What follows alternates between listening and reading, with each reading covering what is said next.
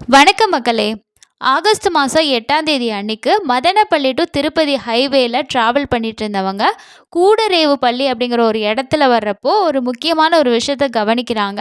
உடனடியாக அந்த வாகன ஓட்டிகள் என்ன பண்ணுறாங்கன்னா போலீஸ்க்கு கால் பண்ணி, நாங்கள் வந்து இந்த கூடரேவுப்பள்ளி அப்படிங்கிற ஒரு இடத்துல வந்து இருக்கோம் சார், இந்த ஹைவேல நாங்கள் ட்ராவல் பண்ணிகிட்ருக்கப்போ இந்த இடத்துல வர சமயத்தில் ஒரு ஆணோட சடலம் கிடக்கிறத பார்க்குறோம், அதுவும் ரத்த வெள்ளத்தில் ரோட்டில் கிடக்கிறத பார்க்குறோம்.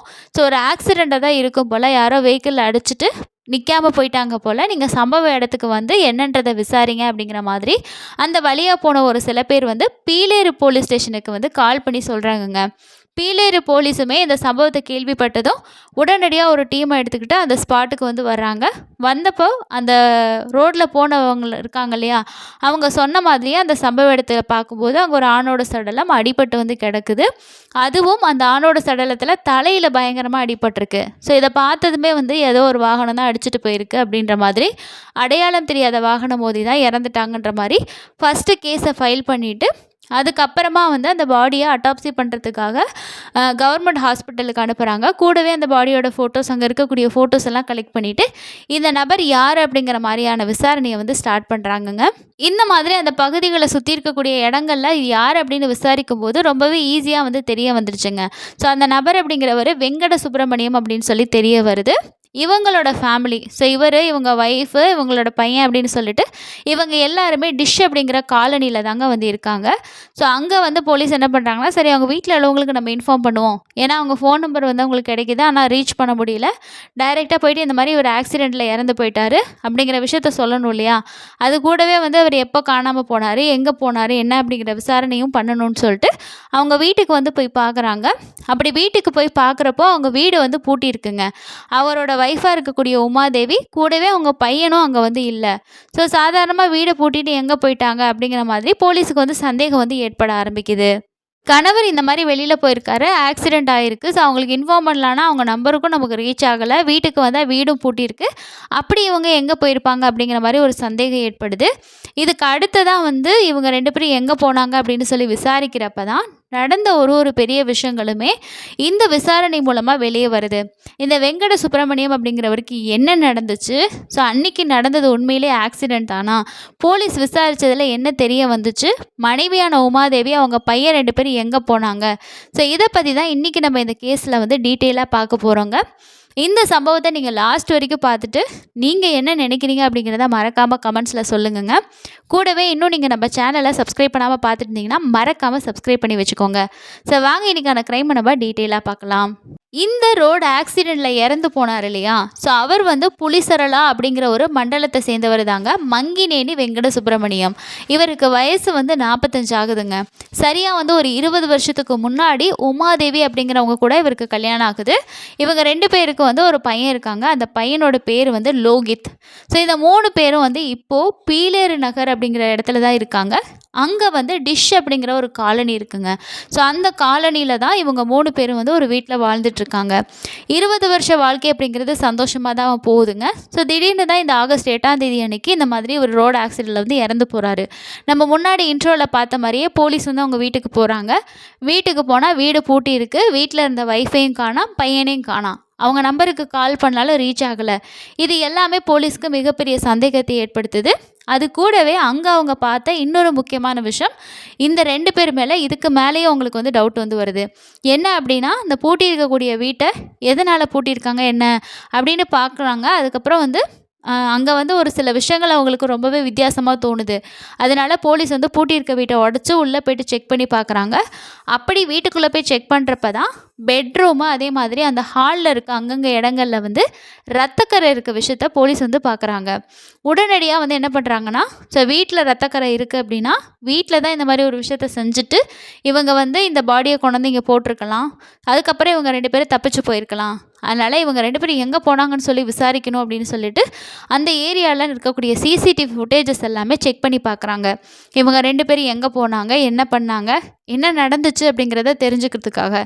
அப்படி வந்து அங்கே இருக்க சிசிடிவி ஃபுட்டேஜை செக் பண்ணி பார்க்குறப்ப தான் மிட் நைட் டைமில் வந்து இந்த உமாதேவி இருக்காங்க இல்லையா, அவங்களோட தலையில் வந்து ஒரு மூட்டையை வச்சுக்கிட்டு வீட்டிலேருந்து வெளியே போகிறத வந்து போலீஸ் வந்து பார்க்குறாங்க.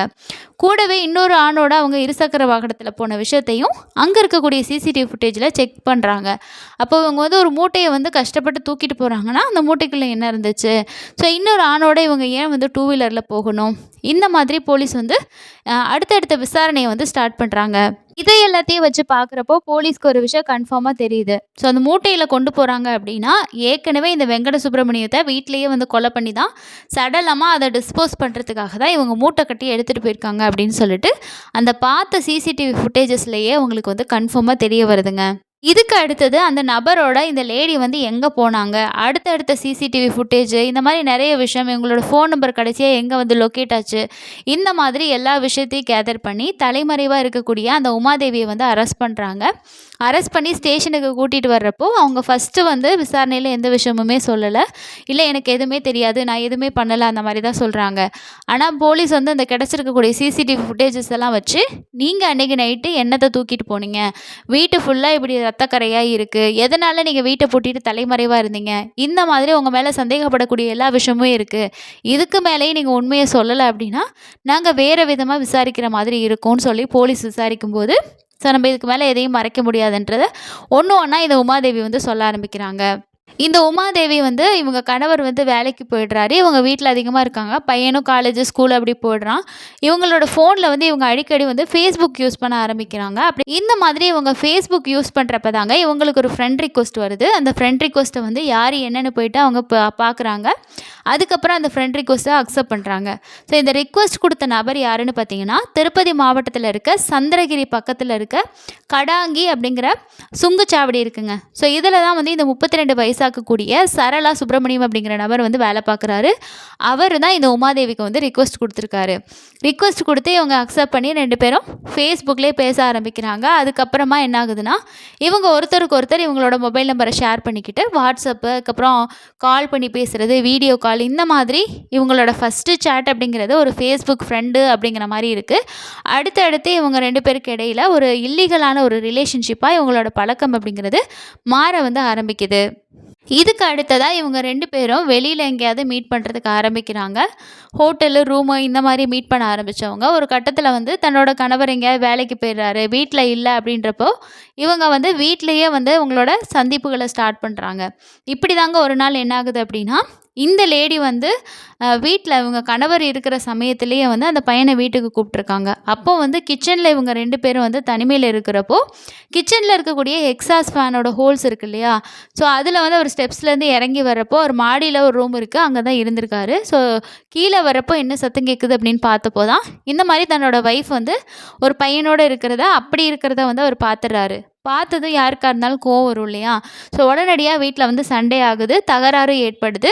தன்னோட ஒய்ஃபையும் வந்து கண்டிக்க ஆரம்பிக்கிறாரு. நமக்கும் வந்து ஒரு 20 வயசு பக்கமாக ஒரு பையன் இருக்கான், இந்த மாதிரி நீ பண்ணுறது நல்லா இருக்கா, உன் வயசு என்ன, நம்ம ஃபேமிலி என்ன, இதெல்லாம் யோசிக்காமல் இப்படி ஒரு தப்பை நீ பண்ணிகிட்ருக்க, அதுவும் வீட்டிலே பண்ணிகிட்ருக்கன்னா உனக்கு எவ்வளோ தைரியம், இந்த மாதிரி ஒய்ஃபை வந்து கண்டிக்கிறாரு, அந்த பையனையும் கண்டிக்கிறாரு. இதுக்கப்புறமா வந்து ஒய்ஃபை வந்து எங்கேயும் வெளியே அனுப்பாமல், ஃபோன் கொடுக்காம, இந்த மாதிரி வந்து ரொம்ப ரெஸ்ட்ரிக்ஷன் பண்ண ஆரம்பிக்கிறாரு. நீ ஃபோன் இருந்தால் தானே பேசுவ, வெளியே அனுப்புனா தானே அவனை மீட் பண்ணுவா, நீ வீட்டிலே கடை அப்படிங்கிற மாதிரி இந்த சுப்பிரமணியம் என்ன பண்ணுறாருன்னா, இந்த லேடியை வந்து வீட்டிலேயே இருக்க வைக்கிறாங்க. இதனால இவங்களுக்கு என்ன யோசிக்கிறாங்கன்னா, நம்ம கணவர் இருக்கிறது தான் இந்த ஒரு ரிலேஷன்ஷிப்புக்கு நமக்கு டிஸ்டர்பன்ஸாக இருக்குது, அதனால தன்னோட கணவரை நம்ம ஏதாவது செஞ்சிட்டோம் அப்படின்னா நம்ம நினச்ச மாதிரி நம்ம ஃப்ரீயாக இருக்கலாம் அப்படிங்கிறத அந்த நேரத்தில் அவங்க யோசிக்கிறாங்க. ஒரு நாள் கணவருக்கு தெரியாமல் தன்னோட காதலனாக இருக்கக்கூடிய அந்த பையனுக்கு கால் பண்ணி, நம்ம வந்து இந்த மாதிரி பண்ணலாம், இப்படி பண்ணிட்டோம் அப்படின்னா அதுக்கப்புறம் நம்ம எந்த பிரச்சனையும் இல்லாமல் ஃப்ரீயாக இருக்கலாம் அப்படிங்கிற மாதிரி சொல்கிறாங்க. அந்த பையனும் வந்து அதுக்கு சரின்னு சொல்லியிருக்கான். இது மாதிரி இவங்க வந்து எப்படி பண்ணலாம் அப்படிங்கிற மாதிரி ஒரு பிளான் பண்ணுறாங்க. அப்போ தான் வந்து சாப்பிட்றதுல வந்து நம்ம தூக்க மாத்திரை எதுவும் கலந்து கொடுத்துட்டோம் அப்படின்னா மயங்கினதுக்கப்புறமா நம்ம நினச்ச ஏதாவது விஷயத்த செஞ்சிடலான்னு சொல்லிட்டு அன்றைக்கி வெங்கட சுப்பிரமணியன் சாப்பிட்ற சாப்பாட்டில் இவங்க அளவுக்கு அதிகமான தூக்க மாத்திரையை கலந்து கொடுக்குறாங்க. அவரும் அது தெரியாமல் எப்பயும் ஒய்ஃப் கொடுக்கக்கூடிய சாப்பாடு தானே அப்படின்னு சொல்லிட்டு அவர் சாப்பிட்றாருங்க. சாப்பிட்டு கொஞ்ச நேரத்திலே மயக்கமாகிறாரு. மயக்கமானதுமே இவங்க உடனடியாக வந்து டைம் மிட் நைட் ஆகிற வரைக்கும் வெயிட் பண்ணுறாங்க. ஏன்னா அக்கம் பக்கத்தில் இருக்கிறவங்களுக்கெல்லாம் தெரிஞ்சிடக்கூடாது அப்படின்னு சொல்லிட்டு. அதனால் வெயிட் பண்ணிக்கிட்டே இருந்துட்டு மிட் நைட் ஆகிறப்போ தன்னோட காதலனாக இருக்கக்கூடிய அந்த 32 வயசு பையனுக்கு கால் பண்ணி வீட்டுக்கு வர வைக்கிறாங்க. வீட்டுக்கு வந்ததுக்கப்புறமா இவங்க 2 பேரும் சேர்ந்து மயக்கத்தில் இருக்கக்கூடிய இந்த வெங்கட சுப்பிரமணியத்தை இரும்பு கம்பியால் தாக்க ஆரம்பிக்கிறாங்க. இந்த மாதிரி தலையில் பயங்கரமாக தாக்கும்போது அவர் அந்த சம்பவ இடத்துலையே வந்து இறந்து போய்ட்றாரு.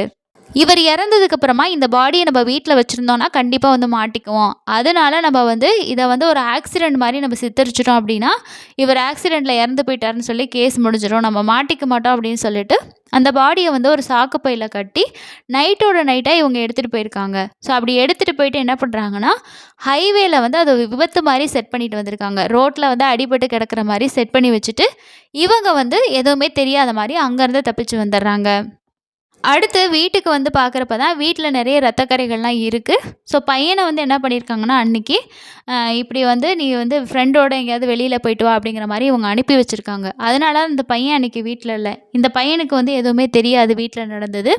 இவங்க வந்து தன்னோட காதலன் கூட இந்த எல்லா விஷயத்தையும் ஸ்மூத்தாக முடிச்சுட்டு வீட்டுக்கு வந்து பார்க்குறாங்க. ஸோ இப்போ வீட்டில் இருந்தால் மாட்டிக்கிட்டால் என்ன பண்ணுறதுன்னு சொல்லிட்டு தான் தன்னோட காதலன் கூட அங்கேருந்து தப்பிச்சு போயிட்டு தலைமறைவாக இருந்திருக்காங்க. ஸோ இதுதான் வந்து விசாரணையில் வந்து தெரிய வந்திருக்கு. அதனால் இது வந்து ரோடு ஆக்சிடெண்ட் கிடையாது, இவரை வந்து வீட்டிலே கொலை பண்ணி தான் ரோட்டில் கொண்டு வந்து போட்டு அதை ஒரு ஆக்சிடெண்ட்டாக சித்தரிச்சிருக்காங்க அப்படின்ற மாதிரி இதை வந்து கொலை வழக்காக போலீஸ் வந்து மாற்றிருக்காங்க. இதுக்கப்புறமா உமாதேவியே எல்லா விஷயத்தையும் ஒத்துக்கிட்டதுனால இந்த சரளா சுப்பிரமணியம் இருக்கான் இல்லையா, அவனையும் அரெஸ்ட் பண்ணி போலீஸ் 2 பேரையும் கோர்ட்டில் ஆஜர் பண்ணுறாங்க. கூடவே இந்த கொலைக்கு பயன்படுத்தப்பட்ட இருசக்கர வாகனம், அதே மாதிரி அந்த அவர் அடித்து கொலை செய்ய பயன்படுத்தின இரும்பு கம்பி, இது எல்லாத்தையுமே பறிமுதல் செஞ்சுருக்காங்க. கோர்ட்டில் ஆஜர் பண்ணி அதுக்கப்புறமா இவங்க 2 பேர்த்தையும் சிறையிலையும் அடைச்சிருக்காங்கங்க. இது தொடர்பாக, அதாவது இந்த சம்பவம் தொடர்பாக பீலேறு நகர போலீஸ் வந்து தீவிரமான விசாரணையை நடத்திட்டு வராங்கங்க. இந்த சம்பவம் ஆந்திரா முழுக்க மிகப்பெரிய பரபரப்பை ஏற்படுத்தியிருக்குங்க. அதுவும் தன்னை விட சின்ன பையன், நமக்குமே ஒரு 20 வயசில் ஒரு பையன் இருக்கான், நம்ம ஃபேமிலி இருக்குது அப்படின்னு சொல்லி இந்த லேடி யோசிக்காமல் எனக்கு இந்த ரிலேஷன்ஷிப் தான் பிடிச்சிருக்கு, ஸோ கணவருக்கு தெரிஞ்சதுக்கப்புறமும் அதை கைவிட்டிருக்கலாம், இல்லை மாற்றிருக்கலாம். ஆனால் கணவரையே இந்த அளவுக்கு கொடூரமாக கொலை பண்ணிவிட்டு அதையும் வந்து ஒரு ஆக்சிடெண்ட்டாக சித்தரிக்க முயற்சி செஞ்சுருக்காங்கன்னா இவங்க எந்த அளவுக்கு யோசிச்சிருப்பாங்க. இந்த சம்பவத்தை பற்றி நீங்கள் என்ன நினைக்கிறீங்க அப்படின்னு சொல்லிட்டு கீழே இருக்கக்கூடிய கமெண்ட்ஸில் ஷேர் பண்ணுங்க. ஸோ அடுத்து இன்னொரு குற்ற சம்பவத்தில் சந்திக்கலாம். நன்றி.